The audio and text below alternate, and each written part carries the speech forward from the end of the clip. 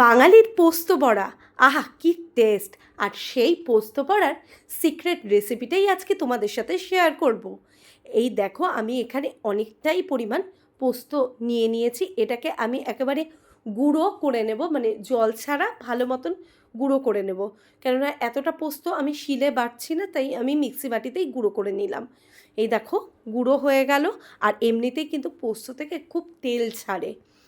প্রথমে এই গুঁড়োটা করে একটা প্লেটে নিয়ে নিলাম, তার মধ্যে নিয়ে নিলাম কতগুলো কাঁচা লঙ্কা আর কতগুলো কাঁচা পেঁয়াজ। কেননা পেঁয়াজটা না দিলে কেমন জানি ইনকমপ্লিট থাকে পোস্ত বড়াটা, খেতে টেস্ট আসেই না বললেই চলে।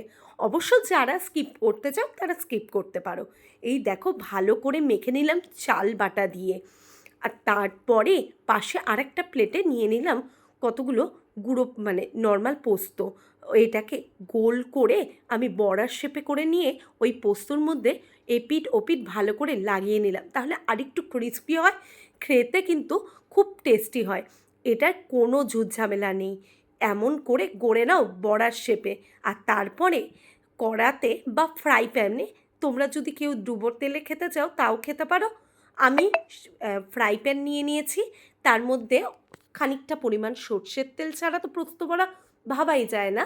সর্ষের তেল দিয়ে দিলাম, তারপরে কিন্তু বড়াগুলো এপিঠ ওপিঠ করে ভেজে নিলেই হলো। আর বেশি দেরিও করা যাবে না। এই বড়াগুলো প্লেটে তুলে লাল করে ভেজে নিয়ে প্লেটে যেই না তুলে নিলাম, আর খালি রাখার অপেক্ষায় ছিল। টপার টপ সমস্ত বড়া কিন্তু ভেজে ভেজে আমরা তিনজনে মিলেই খেয়ে নিলাম। তোমাদের কেমন লাগলো এই পোস্ত বড়ার রেসিপিটা প্লিজ কমেন্ট বক্সে কমেন্ট করে জানাও। এটা কিন্তু খেতে খুব টেস্টি হয়। আর এর মধ্যে চাইলে তোমরা কেউ কেউ নারকেলও অ্যাড করতে পারো, তা আমি সেটা করিনি, আমি নর্মালি করেছি। তোমাদের কেমন লাগলো কমেন্ট বক্সে